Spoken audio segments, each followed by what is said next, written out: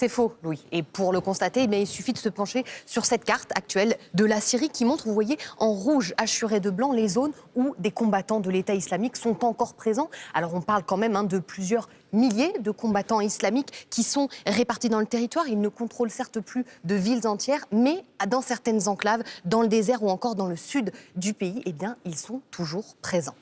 Dorothée, est-ce que la France, elle, est toujours présente ?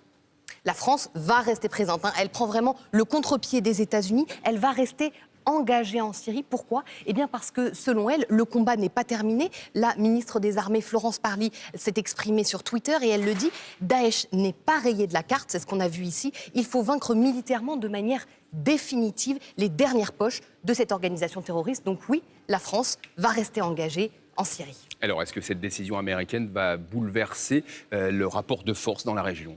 Alors, pour bien comprendre justement ce rapport de force, on va se pencher sur une deuxième carte qui l'illustre bien ici. Regardez, le territoire, il est globalement coupé en deux parties. Du côté rouge, il s'agit d'un territoire contrôlé par Bachar al-Assad, par le régime soutenu par l'Iran, mais aussi par son allié russe, Vladimir Poutine. Ça, c'est pour le territoire en rouge.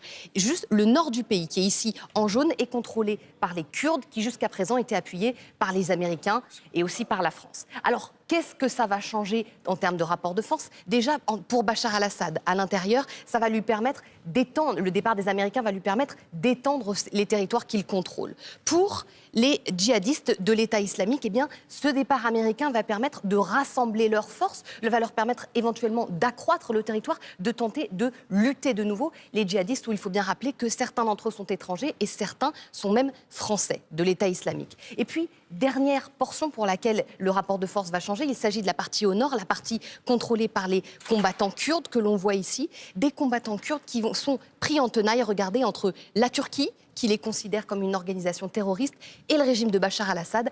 Avec le départ des Américains, le risque, c'est que des affrontements se déclenchent.